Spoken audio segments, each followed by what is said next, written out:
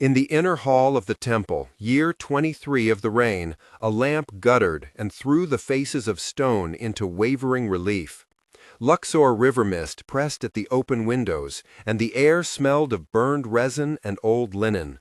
Princess Neferet, 19 years old, walked barefoot across the flagstones, hands clenched at her sides, her breath visible beneath the lamp smoke. The city would later see her at festivals, bedecked in gold, smiling to the crowd. Nobody would see the narrow stair that led away from public view, or the ledger that recorded her movements as if she were an asset. Before we dive into this incredible story, make sure to subscribe and turn on the notifications. Your support helps us bring you fascinating stories every single day. Now, let's get into the ending of this captivating story. This was a story of public ceremony and private confinement, of devotion written in gold and of rules written in ink that tied young bodies to institutional need. The channel promised an evidence-led reconstruction. We would read the papyri, trace corridors in the temple blueprint, listen to marginal notes and the brittle voices of bones. If you want to see history without its varnish, like and subscribe and keep watching. What follows will challenge what you thought you knew about honor and servitude in an ancient court. The ceremony began in the light and moved like a current toward a dark pool of practice. Neferet had been raised amid incense and praise. Her mother had taught her to place offerings with trembling hands, to fold linen with a particular care, to read the cadence of hymns until the words tasted like river water. She had known laughter and the soft touch of a nurse until the day she was led to a private sanctum for a rite that the public calendar did not record. The sanctum smelled of stone warmed by human bodies, faint ash and beeswax, and the sound of murmured prayers came through a slatted screen. Inside, a handful of men in linen kept the ritual precise. Their voices were low, practiced, almost businesslike. In the doorway stood High Priest Hamet, his forehead painted with a thin streak of kohl, and Overseer Mary with his ledger. Scribe Hapu held a roll of papyrus and traced the margins with a reed. Nurse Tia, who had raised Neferet since infancy, watched with a face that said she had already made the calculation no woman wanted to make. The first scene of private ritual played like a measured negotiation. The light was amber and sour with oil. The stone smelled of sweat and sand. A bowl of natron sat on a bronze tray, and a scent of sesame oil lingered under the incense. Neferet tasted dust when she swallowed, and the linen at her throat rasped her skin. The priest spoke in a cadence between chant and ledger. Dialogue spooled until words became ritual and ret into prayer. Ritual became rule. "You were chosen to be of the god," Comet said quietly. "Was I asked?" Neferet replied. "Choice is a public story," Mary said. "This is a private necessity." Hapu wrote the phrase in the margin. "They said it was honor," Neferet said with a small laugh that was more a sob. "Honor binds property to temple," Comet answered. "Your father consented in the decree," Mary added. "He signed with the seal," Hapu said. "I do not remember signing," Neferet said. "You were not asked as you remember it," Nurse Tia breathed. "We will keep her small comforts," Comet said. "You will see the river from the high window," Mary promised. "You will sing for the god and receive offerings," Hapu recited, as if reading from a market account. "I will not betray the girls I raised," Nurse Tia said. "This is not betrayal," Comet insisted. "This is order." The conversation was 10 exchanges long, each sentence trimmed to ritual purpose. Yet, beneath the cadence, the personal stakes trembled like a net. The private ledger said other things. It listed rations, cloth, jars of oil, numbers of cattle designated to the sanctum, and an item called Maintenance of the Sacred Spouse. In the margins, in a smaller hand, there were notations that read like shorthand for restrictions. No visitors without priestly note. consult overseer for family requests, allow audiences only on appointed days. These annotations turned a public honor into an administrative regime. Architectural plans confirmed the function of space. A narrow stair veered away from the Hall of Offerings into a ring of small chambers, each with a small slit window and a door that locked from the outside. The plan showed a service corridor connecting to kitchens and storerooms, which meant supply chains could be managed without drawing public attention. There was a pattern. Ritual language clothed an apparatus of control, and the apparatus relied on economics, on property registers, and on sealed decrees.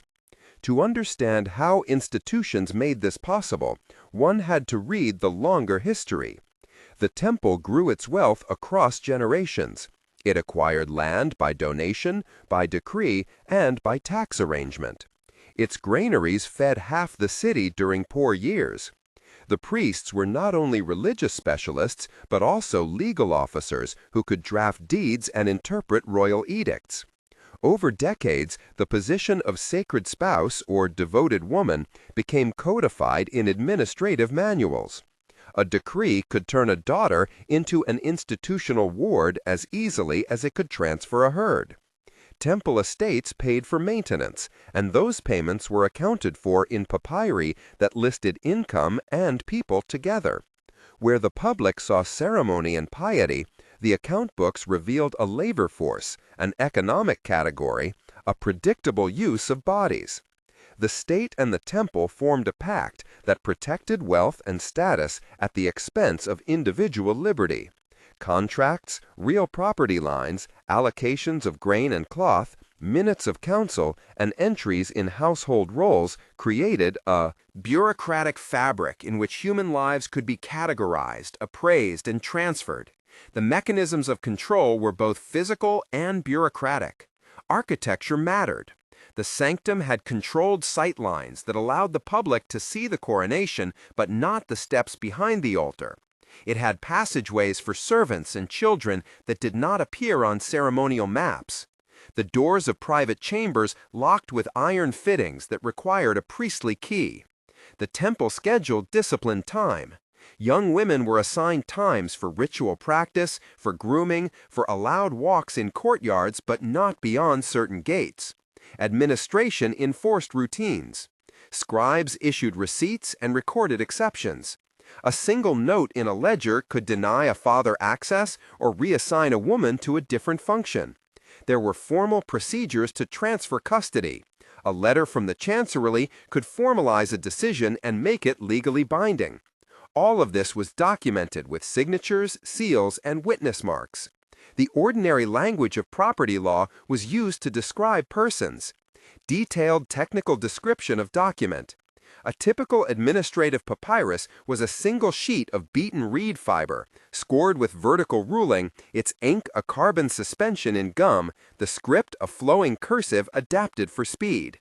Entries noted dates by regnal year, itemized rations and responsibilities, and bore conical impressions from a clay seal that matched the office of the temple scribe. Marginalia in a smaller hand indicated procedural exceptions or later amendments. The document recorded both goods and names in the same ledger column, enabling personnel to be managed as part of estate accounting. In the human register, Neferet endured routines that were small but exhaustive. She woke to the sound of a brass bell and a woman bringing water that smelled faintly of river algae. She pressed her feet into straw mattresses and ate bread with a paste of dates and lentils that tasted of dust.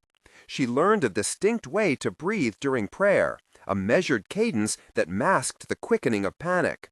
Nurse Tia smoothed her hair until the scalp prickled. Each sense was taught to align with ceremony. The garments were heavy with sewn gold, cool on skin but biting when sweat gathered. Walking in processions, Neferet felt palms of strangers close in the crowd, like the press of hawks, a mixture of awe and objectification. At night, the air of the small chamber held a metallic tang from copper lamps, and she counted the sounds of faraway traffic and the soft scrape of a guard's sandals. On certain days, a chorus of women sang outside the inner door, and the vibration of their voices settled in her teeth. Backstory of the protagonist was essential to understanding why the institution could function. Neferet had been born in a garden house near the estuary, the third child of minor nobility. As a little girl, she ran barefoot between clusters of tamarisk, learned to thread beads with her mother, and listened to stories of ancestors whose names were carved in tablets. Stone. She was bright and curious, reading brief inscriptions with the scribe Hapu, who taught her to trace symbols. Her father, Amenu, served a regional office, his signature on municipal receipts. Her mother became ill when Neferet was 11, and the family turned toward the temple for aid. The temple provided grain and a healer, and the family offered 2 daughters in thanks. Neferet's older sister was married into a provincial household. In the rearrangement of debts and favors, her life shifted toward the sanctum. Her education in ritual and music made her useful to the priests. She remembered Tia at her side, a nurse who had first changed her diapers, who later ironed her linen, and who spoke to her now in small conspiratorial tones. The ways her childhood folded into institutional needs were not dramatic at once. They were accumulated contracts signed over years, small promises converted into lifetime obligations. The backstory connected the micro of a girl's life to the macro of temple economics and political culture, showing how a society normalized a system until it became invisible. One of the most striking features of the system was how silence was manufactured. Witnesses who might have complained were neutralized in stages. A guard named Bess once prepared to speak at a courtyard gathering and was detained on the pretext of a clerical mistake. Vizier Nefert, who had considered reform, quietly withdrew after a grain scandal threatened her alliances. Tomb Master Pa'ank filed a complaint about laborers and then found his apprentices reassigned. Names mattered, but so did the instruments of control. A note signed by scribe Hapu and stamped with the temple seal could close a complaint. A payment in kind to a household head could buy silence. A ritual justification could frame a disciplinary action as a pious necessity. The social mechanics were simple and effective because they operated through the channels people trusted most. Moment of maximum tension. When Neferet realized the window in her chamber looked only toward the temple roof and not the river, she pressed her palm to the stone and felt its chill. She whispered to Tia, who had become smaller with worry, and asked for a cloth to catch her tears. A guard rapped at the door, the sound flattening the breath in her chest. Steps came, and the key turned. She thought of her father signing some distant scroll and of her mother pleading for grain. The priest entered with a bowl and spoke of purification. Neferet's throat closed. The talk was gentle, but the edges were sharp, like a blade wrapped in velvet. She had no name for what this was, only the inventory that now listed her as dedicated, as accounted for in ink. The narrative could not rest on drama alone. It required corroboration. Archaeological reports from excavations showed stairways off the ritual hall that did not correspond to public maps. Fragments of papyrus found in refuse pits contained entries of ration allotments tied to named women. An osteological analysis of female remains in a temple burial ground revealed healed fractures and markers of repetitive labor on the lower limbs consistent with tasks performed in constrained spaces. A scholar who examined the records, Dr. Leila Hosh, noted that the administrative language treated people as resources in a way that matched estate accounting elsewhere. The evidence cluster was not a single smoking gun. It was many small traces that, when combined, demonstrated a systematic pattern. Another moment of tension came when voice met ledger. In a private hearing, Neferet attempted to petition the overseer Mary to visit her father. The exchange was long and ugly, with the officials speaking to procedure and to precedent. "You are part of the temple now," Mary said. "I want to see him," Neferet pleaded. "Family visits must be scheduled through the scribe," Mary replied. "Who signed for the schedule?" she asked. "You cannot recall," the overseer said. "You were presented to the god by decree," Mary stated. "They wrote in the ledger," a thin voice added. "I will weep until they listen," Neferet said.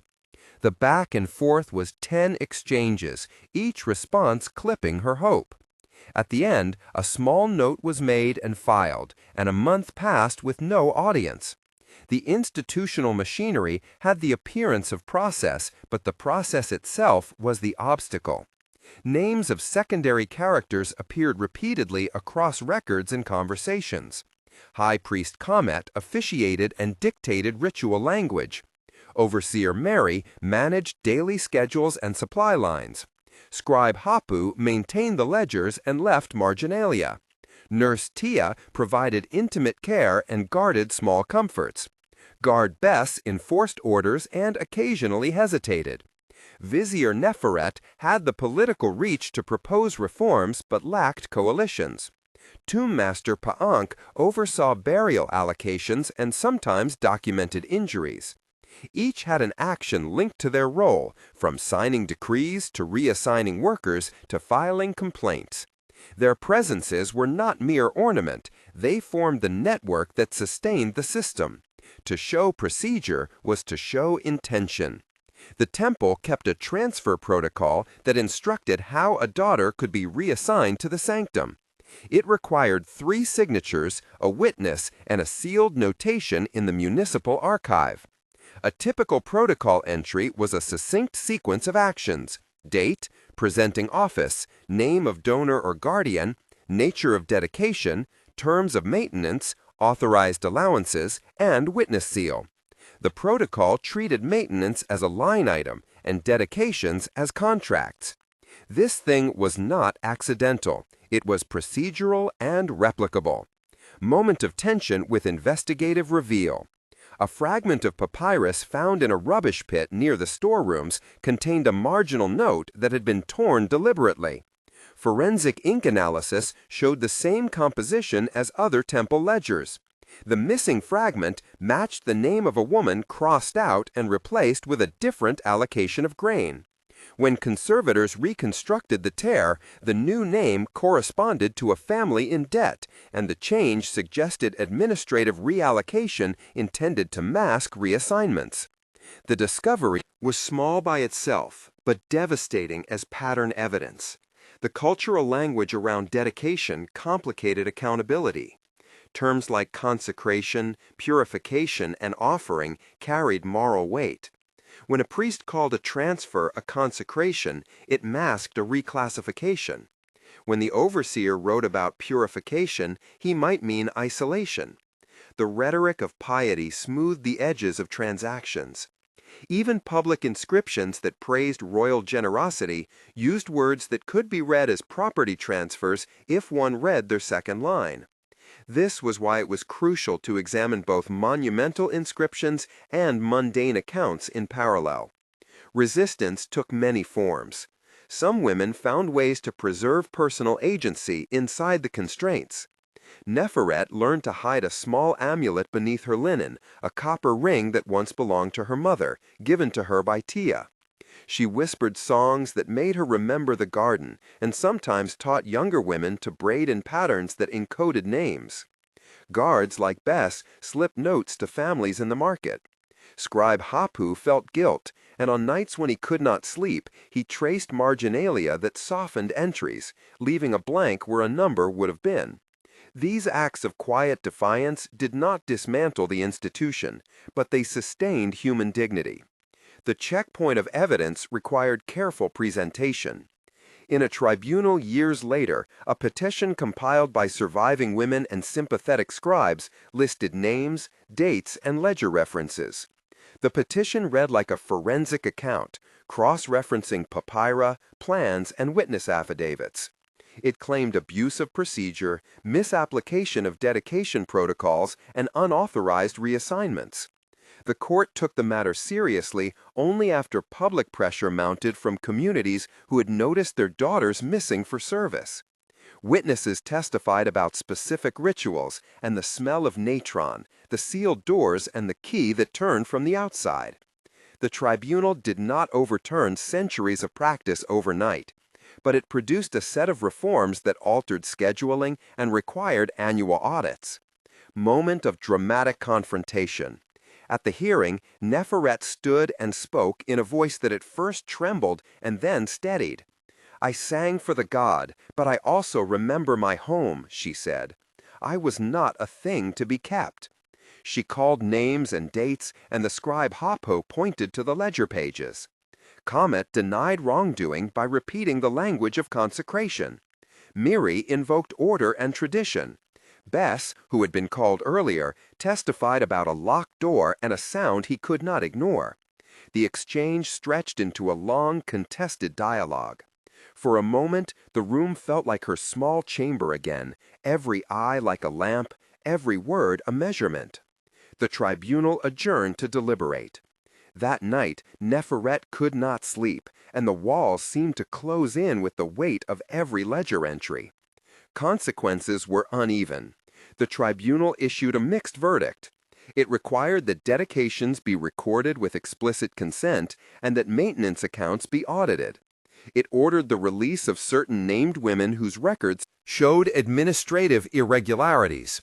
It censured certain officials and recommended penalties. But many institutional protections remained intact. The temple remained wealthy and politically embedded. Some priests adapted the language to meet the new requirements while maintaining core practices.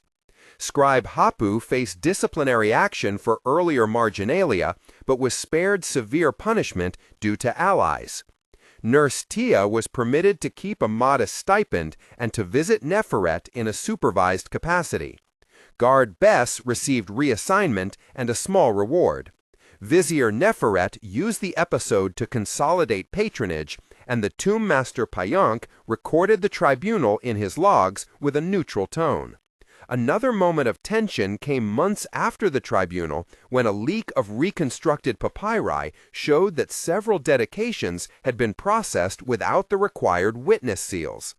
The leak sparked public debate. People marched in market squares carrying cloth banners. Some accused the tribunal of being too timid. Others praised small reforms as the start of accountability. The priesthood issued statements of regret and explained procedures in a new pamphlet intended for public distribution. The pamphlet smelled of fresh ink, and the language was measured. For many families, the truth that their daughters were part of a system that could be circumvented felt like both a vindication and a new wound. Technical description of mummification process as practiced in institutional burials. The process began with evisceration through a small incision, removal of soft organs, desiccation with natron for a prescribed period, and the application of resins to seal tissues. Limb bindings were applied in layers of fine linen saturated with a plant resin to reduce decay and to stabilize the body for ritual placement. Documentation in burial logs recorded stage durations and resin mixtures used, enabling comparison across interments to note anomalies. The personal rebuilding of life after the tribunal came slowly. Neferet reclaimed certain liberties. She walked near the river under supervision and learned to trade songs with market women. She wore lighter linen and sometimes tasted bread without dust. But the memory of small closures remained. She taught younger women to read the shapes of ledger entries, to spot marginalia, and to demand witnesses on paper. Nurse Tia went with her sometimes, and they would sit in the shade and count the shapes of clouds like a secret code. Scribe Hapu continued to work, but wrote carefully and with a new awareness that his pen left traces that could matter. Epilogo, 1 month later. The city had not forgotten. Petitions were still circulating, and families gathered to read the tribunal summary aloud. Neferet visited a small shrine near the river and left a copper ring at the base as if to acknowledge a boundary crossed and a new claim. Children in the market began to ask what it meant when a woman had been dedicated, and elders tried to answer with stories that softened harder truths. The temple instituted a visible register where dedications were listed publicly with dates and signatories. This transparency was a symbolic victory. Families let families to check entries, to note irregularities, and to file complaints rather than be surprised by absence. The register did not immediately dismantle the deeper structures that enabled the practice, but it changed the relationship between secrecy and authority. People spoke about accountability in a way they had not before. Public conversation had shifted from acceptance to scrutiny, and that shift had an effect on local politics and social memory. Epilogue 3 months later. A small group of women, including Neferet, formed an association that met twice a week to teach each other literacy, to read ledgers, and to document oral histories. They gathered in a courtyard with jars of oil and bread and a brazier that warmed their hands.